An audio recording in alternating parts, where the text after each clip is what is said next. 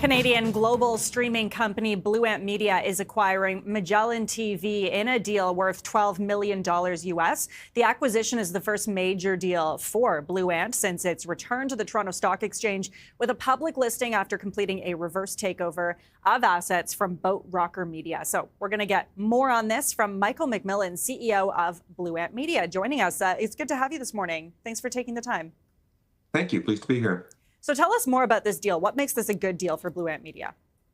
Well, Blue Ant is in the bit we specialize in factual, unscripted programming and lifestyle programming, especially in nature, wildlife, science, and history and crime. So we deliver this kind of programming via all the news streaming platforms around the world.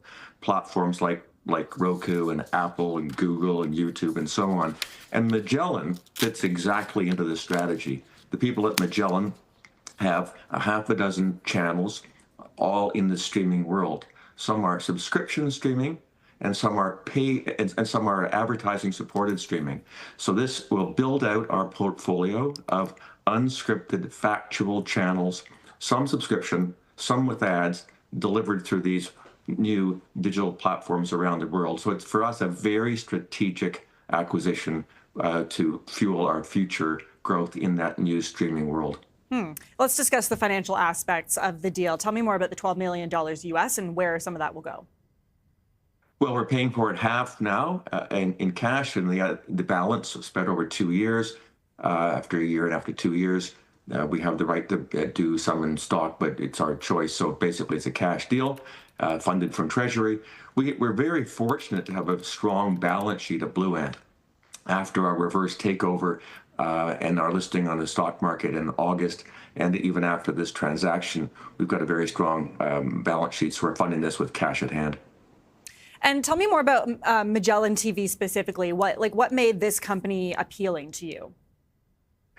Well, they have been able to find an audience in the US, mainly Canada, the UK as well, for these sort of niche targeted categories, especially in science, engineering, history, crime, wildlife, and so on. They found an audience. They found an audience who want to pay for the product. They've also found an audience on different platforms that isn't paying, but where they make sense of it by having advertisements put into the programming as well. So they're a successful, growing platform. It was founded by a couple of veterans of the space, Greg Diefenbach and Tom Lucas, who've been around this area, like Discovery, National Geographic, and so on, for many, many years. So we're getting also a skilled team of people who can boost our leaders. We're running this business out of our office in Washington, D.C., which already exists, so that will bolster the troops there. I'm not sure what you think right now about the state of the Canadian media market, but having, Magellan's reach to audiences, as you say, in the US, in the UK, overseas, how does that help the Canadian media market right now? Well, I mean, for Blue Ant, most of our customers are outside of Canada. So most of our customers are in the US, in Europe, in the UK. The Canadian media market is a small market. We're a small country. Canada is a great place to be based as a media company, as a creator, and then an international exploiter or monetizer of programming. But our main market is the rest of the world. Why is that? Would it not benefit to have more Canadian audiences and viewers as well, or is there just a bigger market elsewhere? Well, there's 42 million Canadians and billions of others, so it's a far larger market.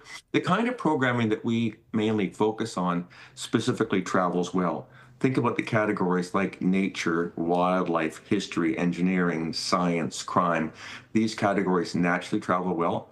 Look, we absolutely serve a Canadian audience, and we do so proudly. But Canada is only 42 million people, not all of whom are English speakers. So in order to grow and make money and be a successful business, by necessity, where our target is the world. Okay, that makes sense. You talk about growing and becoming, a more successful business. What's your long-term kind of view on a long-term basis of where you want the company to go? Well, we wanted the company to grow significantly. We want to remain Canadian-based throughout it all. we think our biggest opportunity to grow is in what we call our global channels and streaming business, and that is creating and delivering via streaming platforms interesting programming, and also selling ads on those streaming platforms.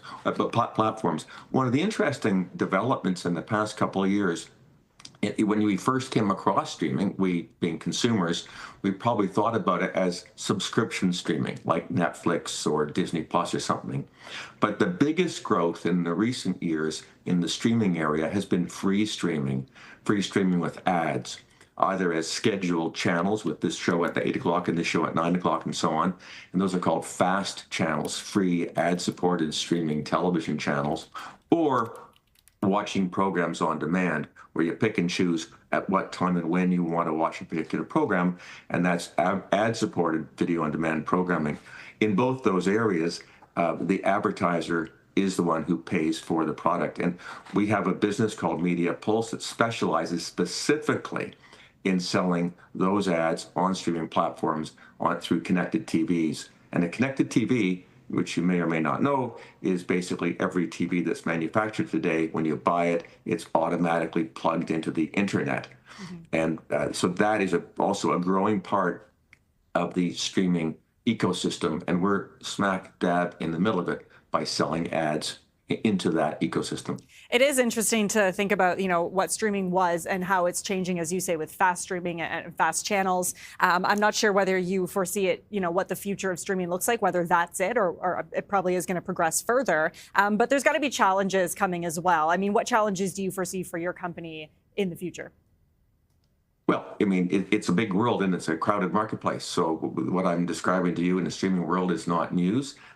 Most people in our industry know it, so it is naturally highly competitive. But TV always was, and video consumption always was. The good news is that people are still consuming video content, TV content, in the same amounts as they were 15 or 20 years ago. North Americans and Europeans are still consuming about 33 hours per week. They're just doing it now significantly via streaming. But and that sort of the choice within streaming is a better choice today than it was 10 years ago. You can have it with ads or without ads. You can have it in a scheduled program, as I said a moment ago, this show at 8 o'clock and that show at 9 o'clock, or you can watch it on demand at a time of your choosing. So being able to choose when you want to watch it or how you want to watch it, with ads or without ads, and a far greater programming choice with more streaming offerings, it's a far better and more satisfying viewing option today for viewers around the world than it was 5 or 10 years ago. And that's why there's more subscription revenue coming into our industry and more advertising revenue coming into our industry than there was 10 years ago. Yeah, a lot of choices now. Okay, interesting stuff. Michael, appreciate you joining us this morning. Thanks for taking the time. That was Michael MacMillan, CEO of Blue Ant Media.